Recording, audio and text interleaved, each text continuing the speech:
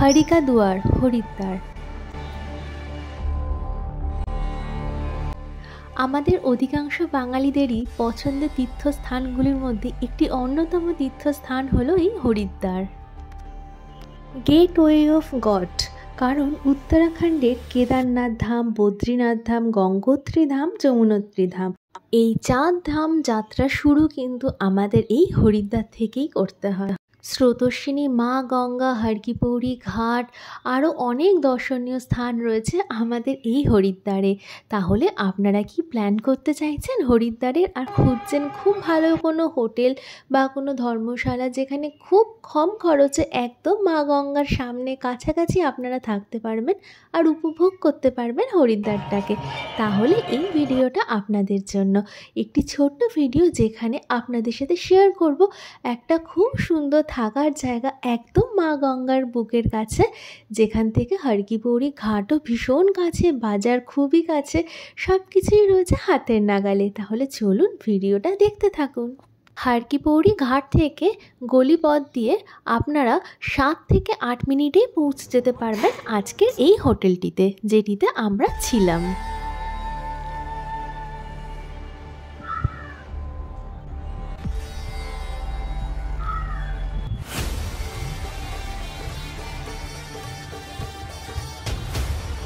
Haridwar station থেকে auto বা টোটোতে 10 থেকে 15 মিনিটের মধ্যেই আপনারা এই হোটেলটিতে পৌঁছে যেতে পারবেন। এই হোটেলটির নাম হলো আনন্দ নিবাস, আর এর স্পেশালিটি হলো যে কোনো রুমই নিন না কেন সবই কিন্তু গঙ্গা ভিউ রুম। আর ভাড়া, এই রকম লোকেশানে এই হোটেলটির ভাড়া কিন্তু ভীষণই বাজেট ফ্রেন্ডলি। আমি প্রত্যেকটা রুমের সাথে আপনাদেরকে শেয়ার করে দেবো কোন রুমে কত ভাড়া। প্রথমেই আপনাদের নিয়ে যাই সেকেন্ড ফ্লোরে, যেখানে আমাদের 2টি রুম দেওয়া হয়েছিল। এই বিল্ডিংটি দেখে আপনারা বুঝতেই পারছেন বিল্ডিংটি অনেক পুরনো, আমরা যেটাকে বাংলায় বলি রাজবাড়ি।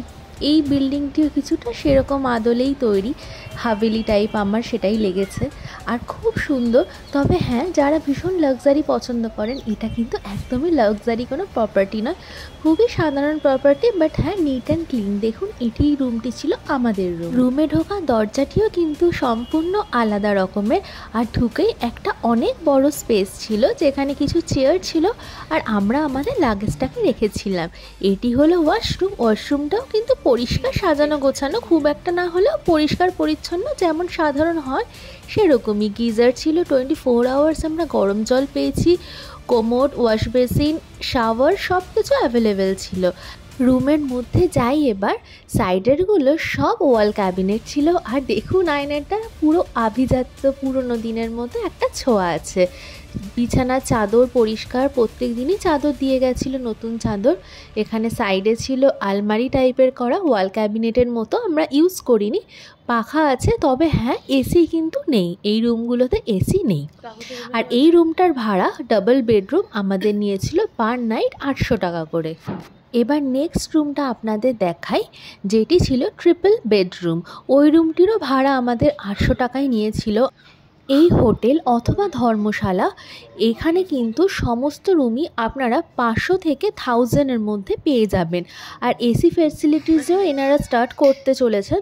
যদি কেউ আগস্ট সেপ্টেম্বর থেকে মার্চ এপ্রিল মে এই সময়ে আসেন, তাহলে কিন্তু এসির প্রয়োজনও হবে না, কারণ একদম গঙ্গার সামনে, একদম পার্সোনাল ঘাট। এখানে সকালবেলা তো সাইট সিনেই সবাই বেরিয়ে যায়, আর সন্ধেবেলা যা হাওয়া, আমাদের তো ফ্যানেরও দরকার পড়েনি এই সময়। আর এই রুমটিতে রয়েছে 2টি বেড, একটি ডাবল আর একটি সিঙ্গেল। এই রুমের ভাড়াও আপনাদের যেমন বললাম 800 রুপিস পার নাইট আমাদের নিয়েছে।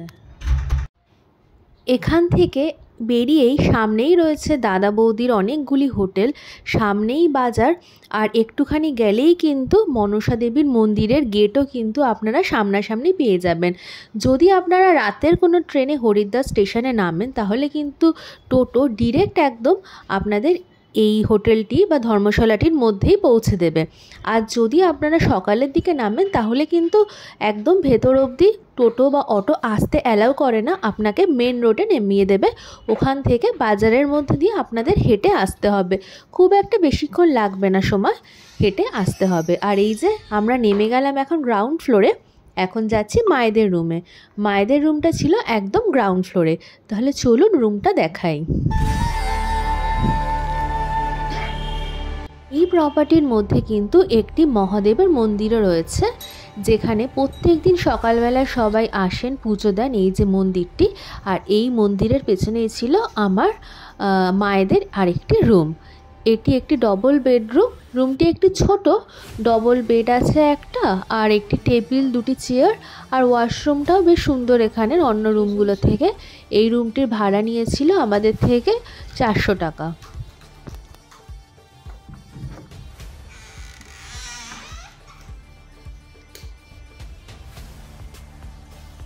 ওয়াশরুমে সব কিছুই আছে, wash basin, commode, shower, geyser সব কিছু অ্যাভেলেবেল আছে।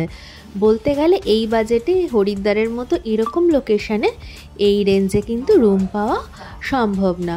আর এই যে মন্দিরটা দেখছেন, এই মন্দিরে কিন্তু সন্ধেবেলা সন্ধ্যা আরতিও হয়। যেই সময় হর কি পৌরি ঘাটে সন্ধ্যা আরতি শুরু হয়, তার ঠিক পরপরে এই ঘাটেও কিন্তু সন্ধ্যা আরতি হয়।